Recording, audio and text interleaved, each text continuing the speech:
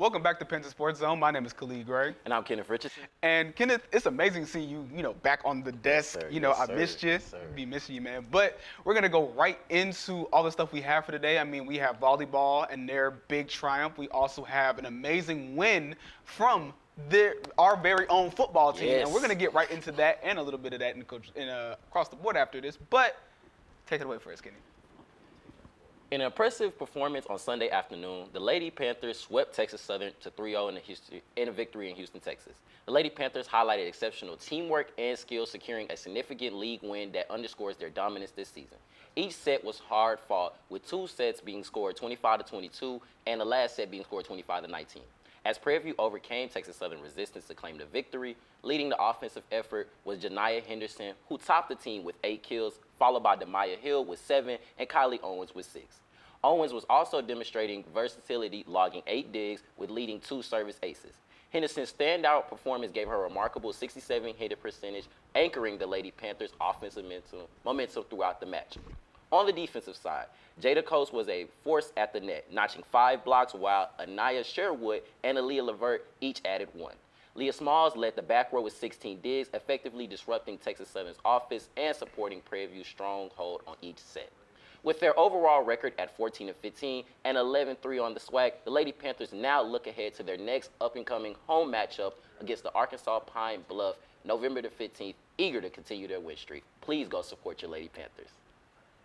And continuing on, we're going to go right into this amazing football win. Prairie View A&M University has emerged victorious in a crucial conference showdown, defeating Florida A&M University with a convincing 31-12 win on November 11th, 2024 at Panther Stadium in Texas. This triumph propels the Panthers to a balanced 5-5 record, with the game highlighting a disciplined performance marked by strategic plays and standout moments, especially their powerful second-half effort. The Panthers wasted no time establishing control, jumping out to a 17-3 lead by halftime. Jaden Johnson's 70-yard touchdown pass to James Byrne set the tone early, while Freddie Bird's III interception return for a touchdown kept the momentum high. In the fourth quarter, LaMega McDowell clinched the win with 2 rushing touchdowns, highlighting the Panthers' dominance on the ground. Chase Bigman led the rushing attack, tallying 68 yards and averaging nearly 10 yards per carry. Defensively, Prairie View A&M's Kevin Davis led with 6 tackles, an interception, and a fumble recovery, while Chester Jafar and Freddie Bird III kept up the pressure with tackles, sacks, and another interception. The Panthers excelled in the turnover battle, forcing 3 takeaways and converting them into 7 points. The Prairie View defense held Florida A&M to just 140 rushing yards, while their own rushing game outpaced the Rattlers with 151 yards. With a well-rounded effort, the Panthers look ahead with renewed confidence as they continue their season. And following off of that, when we started Panther Sports Zone for this year, we talked about the expectations of our Panthers as they continue throughout their season, the pros, the cons, the things that we're going to look into, and things that we're going to look out for. And one of the main things that I mentioned primarily was their defense. The defense is the anchor for their offense, and we've seen that the whole season.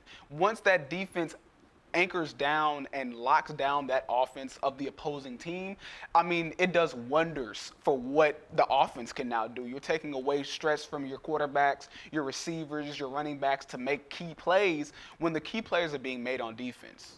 I feel personally, definitely with the game, that everything that went on, even watching the game, I was just in shock the whole entire time. I didn't expect. Knowing coming into the game, I knew exactly FAMU how their running game was. Their running game wasn't really strong, exactly how it was last year. They lost a lot. They lost their head coach going to Duke as a running back coach, so they're losing, obviously, running backs and mostly a lot of skill position players. So they're in a rebuilding year. I mean, it's still a little dominance here and there because obviously they have nothing but athletes on their team. But I feel they came into Prairie View specifically. They came to Prairie View, Texas, just a little too laxy-daisy. That's how I can honestly describe it to people. I feel they didn't take us serious, and it just had to show up out the way. Because for us to win, not only did we win, but we dominated. We dominated and blew them out. And that's my biggest thing on that. We just blew out the defending SWAC champions. Yes. And so what do you feel that we have to do for these next coming games? We have Alcorn. We have Southern. We have Southern. We got to play Southern. We have Alcorn. I know for sure we have Alcorn. What do you think they have to do specifically next week against Alcorn? So kind of focusing on just next week's game, and we'll go to across the board for the other games coming up. But what they've been doing is what they need to continue to do. Going into the game, when you look at the matchups, even ESPN doesn't like us like that for real. But it's not ESPN on us. But a lot of people's expectations of what FAMU was going to do was steamroll us, especially run the ball. And that's something that our defense is very, very skilled at stopping. When you see the likes of Fred Stokes, Aiden Jones, the people that are manning your defense, I mean, they're shutting down. There's no gap in the line. When they try to run wide, there's people there to stop that as well. The short pass is locked up immediately. You saw, like I said, there was an interception that was caught, that was returned. It was a lot of things that FAMU was keen on doing that we were very, very quick to stop. Very much. So when it comes to this Alcorn game, I think, like I said plenty of times, defense is going to be the key to this win, as it has been for the other games, especially against Graham, especially against Northwestern State. Things like those games specifically are where we saw defensive prowess throughout.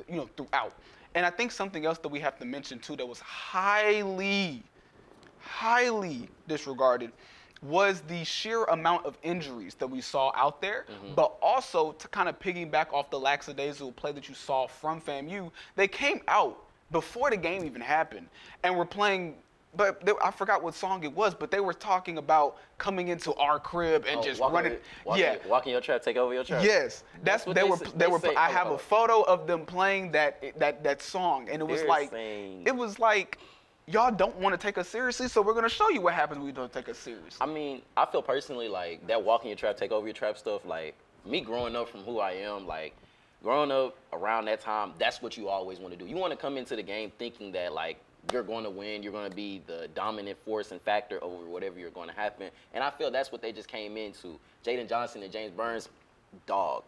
Yes, cool dogs. Like 70-yard touchdown just to go in and get it right, start off the rip. It's just amazing. And honestly, I feel personally like that we can't be beat. Honestly, we have the momentum now. I'm sorry to say it, but I personally feel that we can't be beat because honestly, with the team and everything that we're doing right now, I feel they're clicking on a different level. Chemistry is there, the coaching and everything else. The intensity is there too. When you think about just and this is the last thing we're going to cover, but when you think about the intensity that they play with, especially on the offensive end, running the ball, McDowell, there was a play that I just want to highlight real quick, and I really want to go find that play because that play was crazy. But he trucked two people back to back, and I'm sitting there with my camera just like, wow. Like, cause when you look at these people play, when we saw them in the beginning of the season, we were like, we're still seeing them click. And I know we mentioned chemistry and how important that is, and now that they have that, the intensity follows. So just seeing how much they play and how well they communicate with each other now, like you said, I mean, we cannot be beat now, especially when our defense is locking down offenses and our offenses are running defenses out. I was gonna say out the gym, but this is basketball. But they're basically taking their lunch money at this point. Taking lunch money. I'm gonna stick with that one. That's good. Taking their lunch money. But as we wrap up Panther Sports Zone, it's been an amazing ride. Like I said, I'm glad to have you back, Kenny. I mean, always so a pleasure. We're gonna be coming back to you guys with more sports news, more updates, an update about how the Alcorn game goes, about how the volleyball season continues, and how we possibly will be competing in the SWAC championship this year again. So we're going to come back to you guys next episode with more in-depth information regarding sports and everything around it. This has been Khalid Gray. And Kenneth Richardson. And we will see you guys in the next installment of Panther Sports Zone.